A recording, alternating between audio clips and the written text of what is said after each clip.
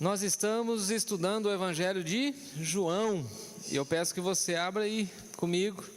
Eu estou em João 13, abra aí o texto de João, capítulo 13, famoso episódio do lava-pés, quando Jesus vai lavar os pés dos seus discípulos, e nós estudaremos esse texto agora, nesse tempo que nós temos, nesses 25 minutos que temos, e assim certamente o Senhor há de falar no nosso coração. Eu quero caminhar com vocês de 1 até o verso 17, que eu acho que é um recorte melhor do texto. Algumas Bíblias fazem um recorte no versículo 12, de 11 a 12 ali eles fazem um recorte, como se Jesus iniciasse um outro assunto, mas na realidade ele começa um outro assunto a partir do verso 18. Então a nossa leitura será um pouco mais longa, mas eu espero que o Senhor fale profundamente ao nosso coração. Nosso tema está aí na descrição do vídeo, né?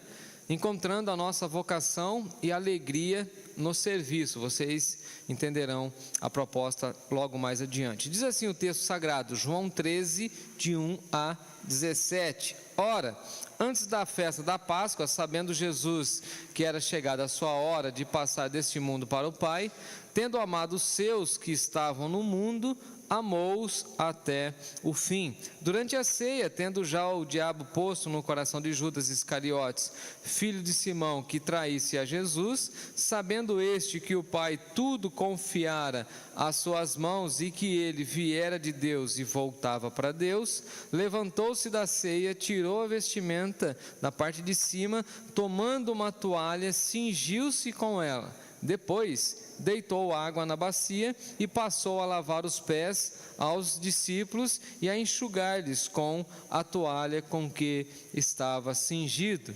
Aproximou-se, pois, de Simão Pedro e este lhe disse: Senhor, tu me lavas os pés a mim? Respondeu Jesus: o que eu faço agora, Pedro, você não sabe, você irá compreender depois. Disse-lhe Pedro: nunca me lavará os pés. Respondeu-lhe Jesus: se eu não te lavar, você não tem parte comigo. Então Pedro lhe pediu: Senhor, não somente os pés, mas também as mãos e a cabeça. E Jesus disse mais uma vez: quem já se banhou não necessita de lavar senão os pés. Quanto ao mais, está todo limpo. Ora, vós estáis limpos, mas nem todos, pois ele sabia quem era o traidor. Foi por isso que ele disse: nem todos estáis limpos. Depois de lhes ter lavado os pés, tomou as vestes e, voltando à mesa, perguntou-lhes: compreendeis o que eu fiz? Entender o que eu fiz? Vós me chamais o Mestre e o Senhor, e dizeis bem, porque de fato eu sou.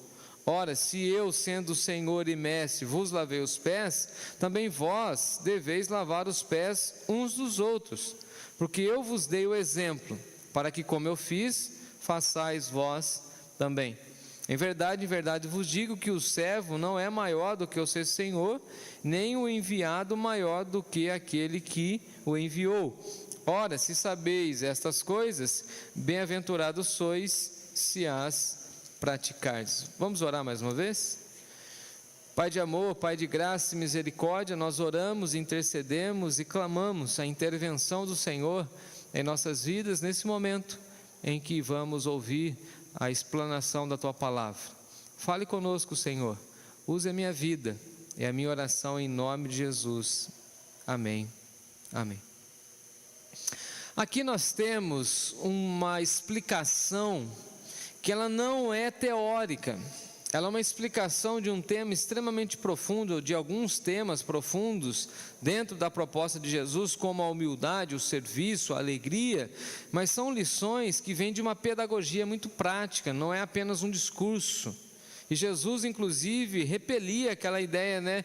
Faça aquilo que eu estou falando, não faça aquilo que eu vivo, né? Aquela realidade que a gente sempre comenta assim, ó, faça o que eu digo, não aquilo que eu vivo. Então, as pessoas têm essa incoerência, elas querem ensinar uma coisa para nós, mas elas vivem outra realidade. Muita gente hoje, e aí nas propagandas eleitorais, né, falando de corrupção, mas não são honestos, né? A verdade é essa. É muita gente falando de moralidade sem nenhuma moralidade. Então Jesus dá um bom exemplo para nós, não apenas falando, mas colocando em prática aquilo que ele estava ensinando. É claro e evidente que Jesus já estava servindo, que Jesus já estava na sua caminhada com os seus discípulos, e aqui nós estamos na reta final, ou no momento derradeiro, onde Jesus entende que chegou o seu momento. Até o próprio texto diz que ele entendeu, aí no versículo 1, que havia chegado a sua hora de passar desse mundo para o Pai. Então veja que Jesus tem esse entendimento da vontade de Deus, e agora ele vai seguir para a cruz, e depois da cruz para a ressurreição, depois da ressurreição volta para o Pai. Agora, dentro dessa perspectiva, nós precisamos entender várias outras questões que já estavam no Antigo Testamento e que Jesus vai retomar com esse texto. Por exemplo, a alegria de encontrar a Deus e entender que a nossa alegria está vinculada com essa alegria que vem de Jesus. Ou seja, nós precisamos encontrar na plenitude da vida com Deus, ou seja, na nossa relação com Deus, a verdadeira alegria. E precisamos inclusive encontrar a nossa vocação, que é o serviço na própria espiritualidade com Deus. Vale lembrar que nós fomos criados para cultuar a Deus e para servir ao Senhor. Então a nossa vida não tem nenhum sentido quando nós vivemos fora desse padrão, sem serviço a Deus e ao próximo, e sem essa alegria contagiante, porque nós temos a paz com Deus, conforme o Antigo Testamento diz para nós, a shalom com Deus. Então a nossa plenitude só é encontrada quando nós adoramos a Deus e quando nós servimos a Deus, e ao servir a Deus nós aprendemos também a servir ao próximo. E Jesus deixa claro para os seus seguidores que ele veio para salvar e não para julgar. Então a proposta dele é o seguinte: olha, o Filho do Homem não veio para ser servido, mas para servir. Logo, os seus seguidores também não estão nesse mundo para serem servidos, mas para servir. E o chamado de Jesus é para que a gente se engaje no serviço. Para nós, a grande ilustração da vida cristã, principalmente nesse texto, é bacia e toalha. Ou seja, é trabalho de um escravo, é trabalho de uma pessoa que está completamente à margem da sociedade no sentido de servir outras pessoas. E esse escravo que fazia esse trabalho do lava-pés, ele fazia com alegria. E vale a pena lembrar que o ato do lava-pés tem a ver com a alimentação, uma vez que os pés, como eles não tinham a mesa alta como nós temos, né, eles gostavam de, no Oriente Médio é assim, né, eles sentam-se em volta do tecido e ali é a mesa, então os pés ficavam muito próximos aos alimentos, então dessa maneira eles precisavam então ter uma boa higienização. Depois um dia exaustivo, por exemplo, de trabalho, nada mais refrescante e revigorante do que lavar os pés. Inclusive essa questão, por exemplo, que nós temos de lavar o corpo, de tomar banho várias vezes, é muito da nossa cultura mais latino-americana, né? Os europeus também já têm mais reserva com essa questão de lavar o corpo todo. Eu me lembro, por exemplo, que a minha avó italiana, às vezes ela falava assim: não, só lava os pés para poder dormir que está tudo bem, porque os pés é que estão sujos, porque os pés é que andam por todo canto. Então essa ideia de pés que estão caminhando e que precisam de uma higienização. Mas também o texto vai mostrar claramente que Jesus assume essa figura de um escravo para tentar ensinar essa lição de humildade, de grande alegria ao servir, e para que nós pudéssemos reconhecer de fato, de verdade, a nossa vocação. Nós inclusive entoamos um cântico muito interessante, né? Se não for para te adorar, para que nasci. Se não for para te servir, por que estou aqui? E eu acho bonito quando a gente canta, mas parece que a gente não reflete na letra que nós cantamos. Se não for para te servir, por que eu estou aqui? Em outras palavras, a gente está dizendo o seguinte: Deus, eu estou aqui nesse mundo plantado pelo Senhor para te servir. E o que Deus mais deseja de nós, irmãos e irmãs, é que nós nos coloquemos à sua disposição para servir, para ajudar outras pessoas, para tirar o foco do nosso eu ou da nossa autocentralidade e pensar nas outras pessoas, assim como Jesus estava fazendo, se esvaziando da sua glória, tomando forma humana e lavando os pés dos seus discípulos. Ora, ele é o líder, ora, ele é o mestre, ele é o Senhor, ele é o rabino que ensina, mas ao mesmo tempo ele pega toalha, bacia e vai lavar os pés dos seus discípulos. E eu gosto de lembrar daquele salmo, inclusive Natália leu, que diz, né, servir ao Senhor com alegria, apresentai-vos diante dele com cântico. Então nós entendemos o que de fato é alegria, irmãos e irmãs, quando a gente serve a Deus, quando a nossa vida, nesse sentido, ela é útil, ela é relevante na história e na vida de outras pessoas, quando o nosso serviço consegue impactar outras pessoas, quando as pessoas conseguem ver Jesus em nós, menos de nós e mais de Jesus. Isso é lindo demais. E Jesus está ensinando isso para os seus discípulos. Olha, é uma das últimas lições. Daqui a alguns minutos já vem o Getsêmani. Daqui a alguns dias já estou sendo crucificado. Então deixa eu finalizar os meus discursos com uma prática extremamente impactante. Eu vou lavar os pés.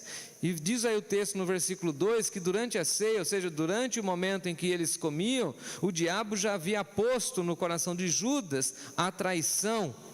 E aí Jesus, dá uma olhadinha no versículo 3, sabendo da sua identidade, eu achei muito incrível essa percepção de João, e deixar registrado para nós, sabendo que este que o Pai tudo confiar em suas mãos. Então veja, Jesus tinha plena certeza da sua missão e plena certeza da sua identidade.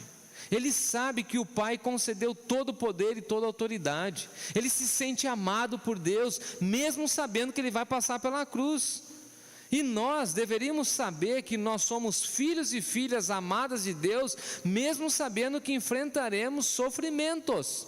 Jesus estava poucos dias antes do Calvário, mas a sua identidade, a sua ligação com Deus é tão maravilhosa que ele se entrega, ele se doa, ele se aquieta.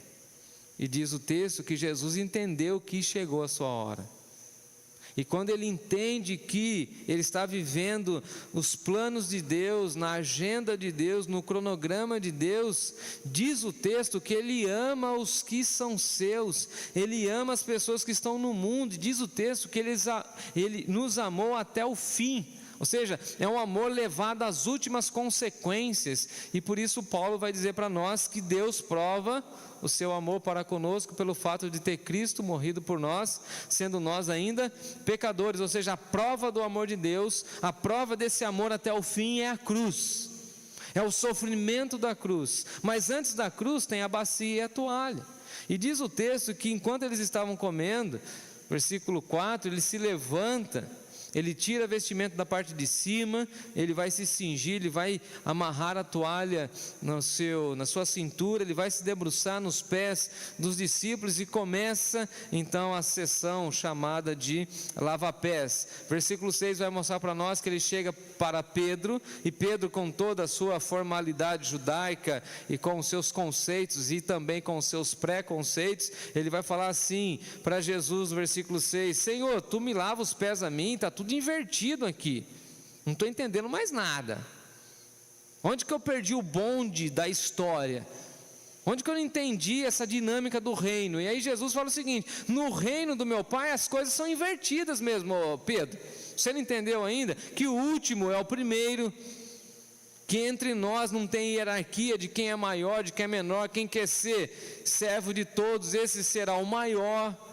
Quem quer de fato ter grandeza no reino de Deus tem que se humilhar como uma criança, porque o reino de Deus é invertido, e ele inverte a lógica humana. A lógica humana diz o seguinte: não, quem tem dinheiro tem respeito. No reino de Deus, quem teme a Deus é respeitado. É diferente. No mundo as hierarquias funcionam, mas no reino de Deus o maior entre nós é aquele que está a serviço, que está com bacia e toalha na mão. É alguém que está disposto a usar a sua vida, os seus dons, os seus talentos para ajudar, para abençoar. É alguém que não pensa em si somente, mas que se doa. Então Pedro fica meio sem jeito, e Pedro vai falar assim: o Senhor vai lavar os meus pés? Aí Jesus vai responder para ele, falou: se eu não te lavar, não tens parte comigo. E aí então Pedro fica meio sem jeito, né? Então lava os pés, a cabeça, e aí Jesus vai espiritualizar a conversa, dizendo o seguinte: olha, quem já se banhou não necessita lavar outras coisas e outras partes do corpo, é só os pés, porque na realidade todo o restante está limpo. Em outras palavras, Jesus está falando assim: ô Pedro, é só o pé que está em contato com o mundo, vão lavar nesse momento aqui só os pés. E aí Jesus fala o seguinte: olha, vocês estáis limpos, mas nem todos. E aí Jesus está espiritualizando: alguns de vocês foram lavados de fato por Deus, foram banhados na palavra, mas outros não.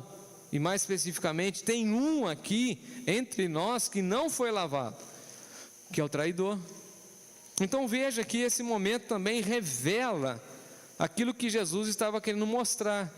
Eu tenho grupo, esse grupo vai servir o mundo, esse grupo vai ser a base da igreja primitiva, mas entre esse grupo também tem um que serve o outro lado, que tem o seu coração inclinado para Satanás e não quer servir. Na realidade, inclusive, ele disfarçou por 3 anos e meio, com a bolsinha lá sendo tesoureiro, sempre com aquelas conversinhas mole, atravessada, e é o Judas. Ele serve outro reino, ele serve Satanás. Vocês vão servir o mundo, amando de Deus. E como vocês vão servir o mundo, impactar o mundo? Com bacia e toalha, servindo, se colocando à disposição, não buscando hierarquias, prazeres dessa vida. E aí no versículo 11 tem uma sacada de João que diz assim para nós: pois ele bem sabia quem era o traidor. Você pensa que Jesus não sabia? Jesus também, ele era onipotente, onipresente, onisciente. Ele olha para Judas e vai lavar os pés, assim como lá no Getsemane ele fala assim: por que vieste, amigo? Faz o que tem que fazer.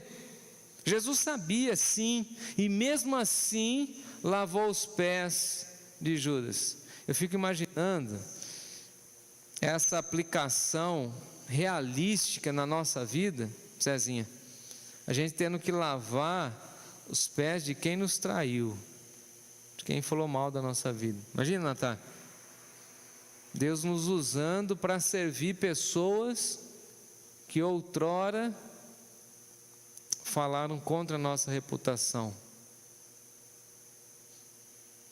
E aí Jesus fala assim: nem todos vocês estão limpos.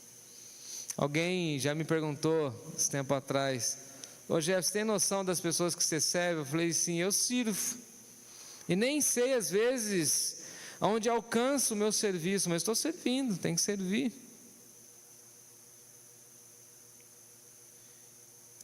Versículo 12 vai dizer para nós que depois de Jesus ter lavado os pés, ele toma as suas vestes, lembrando que ele tinha tirado e colocado aqui na cintura, ele volta, ele se recompõe, ele volta à mesa, ele volta à convivência e à celebração da comunhão da mesa, e fala assim para eles: vocês compreenderam o que eu fiz?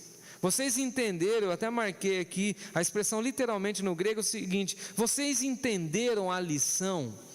Imagina um professor fazendo isso com a gente, Jesus olhando para os discípulos assim: vocês entenderam o que aconteceu aqui? Vocês captaram as lições, as nuances? Vocês foram perceptíveis? Vocês entenderam o que é humildade? Vocês entenderam o que é serviço? Vocês entenderam qual é a alegria de lavar os pés, de fazer um serviço de escravo? Agora, nos nossos dias não, as pessoas querem escolherem aquilo que elas querem fazer. Não, isso eu não quero fazer, isso eu não quero fazer. Não, quer ver? Eu não fui chamado para fazer isso. Isso não é para mim. A gente fica escolhendo. E Jesus pega inverte a lógica e fala o seguinte: eu vou fazer o serviço de um escravo. Eu vou lavar os pés de vocês. E é isso mesmo, vocês entenderam? Porque no reino do meu Pai, o que manda e o que rege a nossa vida é o serviço. Vocês entenderam a lição? Em alguns momentos, por exemplo, da história da igreja, não dá para a gente escolher serviço. Tem pouca gente. Não é assim, Carlão? Tem hora que não tem que escolher serviço, né, Natália? Vamos fazer. O que tem que fazer? É lavar banheiro? Vamos lavar banheiro. É lavar calçado? Vamos lavar calçado. É levar o lixo no container? É levar o lixo no container. É limpar as cadeiras? Vamos fazer serviço. É cuidar dos idosos? Vamos fazer. É cuidar das criancinhas? Vamos cuidar. É tirar o lixo lá do berçário lá, que deixa com fralda, com... Como que chama aquele negocinho que volta do nenê lá? Que fica meio azedo lá? Tira de lá, é serviço. É dar um banho em alguém que precisa, que está na cama, é serviço. Não dá para escolher serviço. E na história da igreja, os cristãos foram aqueles que não ficavam escolhendo serviços.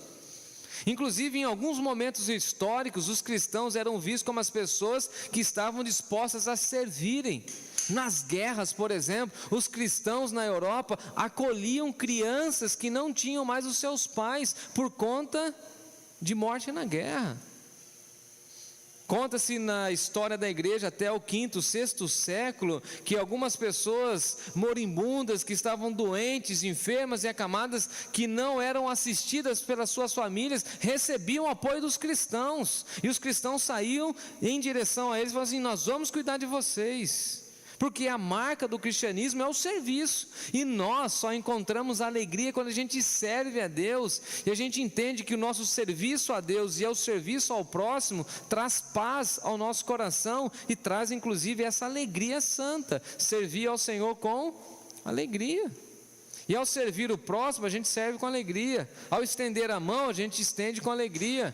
Pensando agora no Setembro Amarelo, quando a gente ouve falar muito de vários temas de saúde emocional, mental, precisamos emprestar o nosso ouvido, ouvir as pessoas. Talvez isso seja lavar os pés, se inclinar e ouvir uma história, orar por alguém, enviar mensagem para alguém. Sirva.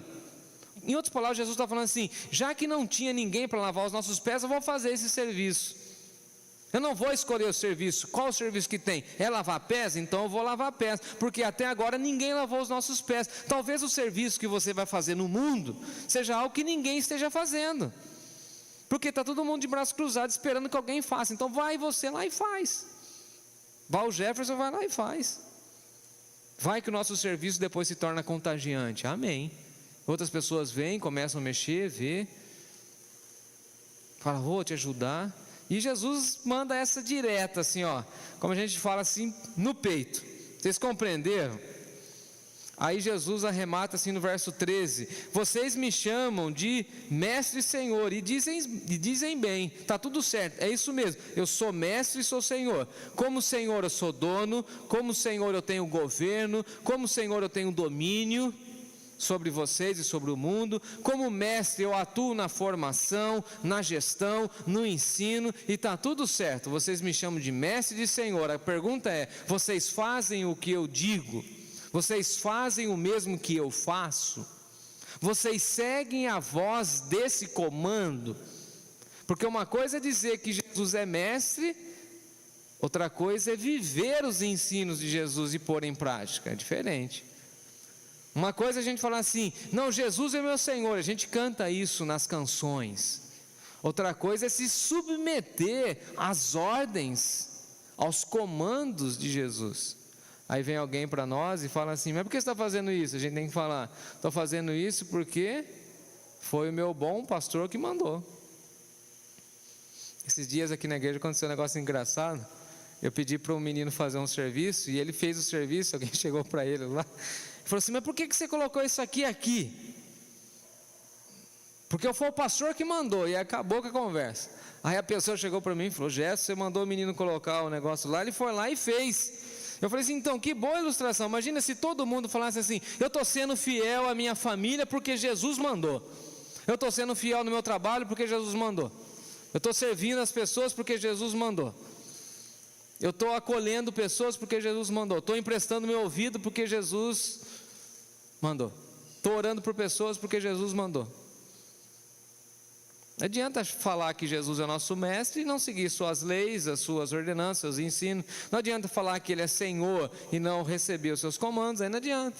E aí ele arremata no versículo 14 falando o seguinte: ora, eu, Jesus, o verbo de Deus, o Deus encarnado, o verbo encarnado, estou entre vocês, e eu sendo Senhor e mestre vos lavei os pés, também vocês devem fazer o mesmo. Vocês devem servir uns aos outros. Eu fico imaginando Jesus nessa hora aqui, como professor, e diz o texto que ele estava com autoridade, apontando para eles assim, ó. E quando Jesus falava com a multidão, era mais branda a coisa, né? Mas imagina, só com os 12, só com o grupo dele, falando assim: e vocês, 12, vocês precisam lavar os pés uns dos outros. Não dá para ninguém aí ficar sentado esperando ser servido, não. Assim como eu vim para servir, vocês têm que servir uns aos outros, e começa aqui, e depois vocês servem o mundo. Se fosse nos nossos dias, Jesus falaria assim: sirvam uns aos outros na igreja, vão testando conforme o serviço que as pessoas carecem, e depois vocês servem o mundo. E aí tem gente falando assim: não dá para ficar sentado só sendo servido. Eu falo, não. E eu até oro e peço a Deus que incomode. Eu fico pensando assim que a cadeira precisa incomodar. Não dá para a gente ficar muito confortável sentado, assistindo. Está na moda isso, né? A gente fica assistindo.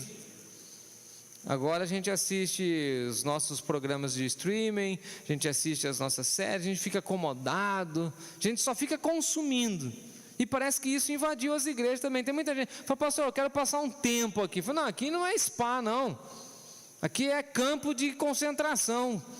Aqui é centro de treinamento. A gente treina e envia para o mundo. Foi o que Jesus falou, foi o que Jesus fez.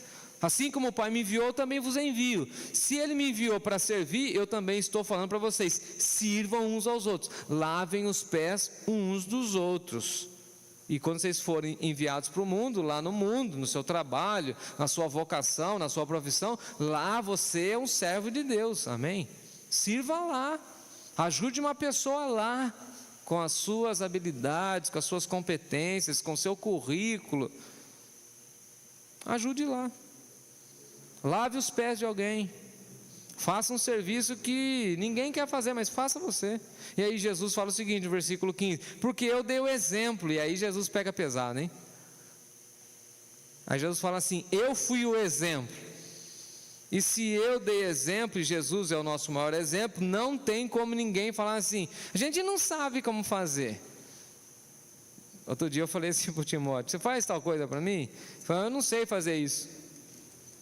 Tá, beleza. Eu brinquei com ele, tá perdoado. Aí no outro dia eu falei assim: ó, lembra aquele serviço que eu pedi para você fazer? Lembra? Então vem cá, eu vou te ensinar. É assim, assim, assim, você faz assim, assim. Então quando eu pedir de novo, agora você sabe. É isso que Jesus fez. Vocês entenderam? Agora eu dei exemplo, está explicado. Quer que eu desenhe? Já está desenhado, porque já foi uma apresentação quase teatral aqui. Vocês entenderam? Eu dei exemplo para vocês. Então sirvam uns aos outros. Em verdade vos digo, 16, o servo não é maior do que o seu Senhor, nem o enviado maior do que aquele que enviou. Então vocês não são maiores do que eu, então não tem como escolher. Vocês são servos e vocês têm que servir uns aos outros. E eu finalizo com o 17, que diz o seguinte: olha, vocês serão muito mais felizes, e a expressão aqui é bem-aventurados, se vocês praticarem isso. Então o que eu quero dizer? Que nós encontramos a nossa vocação e a nossa alegria quando a gente serve, quando a gente percebe a razão da nossa existência. Eu nasci para servir nessa área, e enquanto eu sirvo a Deus nessa área, eu encontro a alegria e a plenitude da minha existência. Amém. Só quando eu encontro, no meu serviço, no meu trabalho, na minha área de atuação, a minha vocação, eu falo assim: obrigado, Senhor. E alguém vai falar assim: você está tão alegre aí porque caiu o PLR da empresa? Como que chama na prefeitura? Tem PLR, César? Não tem, né? Como que o funcionário público fica feliz? Com um pouquinho? Uma bonada. Oh, caiu um, como que chama? Caiu o pagamento, tal, não sei o quê. Porque você está alegre hoje porque caiu o pagamento? Você está atendendo melhor? Eu falei: não, estou atendendo melhor porque eu faço isso porque eu amo. Alguém chega para mim e fala: você é todo felizão, é porque você ganha bem sendo pastor. Eu falei: então, vai nessa. Mas, porque a gente tem o quê? Alegria. É gostoso ver um médico, por exemplo, que ele sabe que a vocação da vida dele é cuidar de outras pessoas. Ele faz aquilo lá por alegria. Um motorista de ônibus, 6 da manhã você encontra o cara sorrindo. O cara acordou às 4 da manhã, mas ele está sorrindo, ele gosta de fazer aquilo, ele entendeu que a vida dele é aquilo. Uma pessoa que faz limpeza, outra pessoa que cuida de outras áreas. Teve um menino que veio trabalhar aqui para nós, limpando os vidros aqui, as janelas, os vitrôs da igreja, né, Natan? Cantando. E outro dia eu brinquei com ele e falei: cara, que alegria. Ele falou: não, eu sou servo de Deus, isso aqui para mim é uma alegria. Pegar um vidro sujo e deixar ele transparente, limpinho, foi o que Jesus fez por mim, pastor, maior alegria. Pegava aqueles negócios assim, ó, rapidinho assim, é isso. É um mecânico que tira a peça e sabe trocar a peça e trazer de volta a alegria da família que precisa do carro. É vocação. E Jesus está falando assim: vocês só serão felizes quando vocês entenderem a razão pela qual Deus criou vocês, que é o serviço. E qual é a área que vocês vão servir? Aí Deus vai te orientar. Eu gosto daquela frase que eu já citei e preciso finalizar. Quando a gente fala assim, eu sempre digo isso: tem 2 dias importantes da nossa vida: o dia que a gente nasceu e o dia que a gente entendeu a razão pela qual a gente nasceu. E aí as pessoas ficam perguntando: ó, você se vê em outra área? Eu falo: não, eu estou satisfeito servindo nessa área. Eu encontrei alegria nessa área. Eu tenho prazer nesse espaço aqui, ó, servindo dessa maneira. Oro e peço que Deus te abençoe, te guarde, te dê uma boa noite de sono.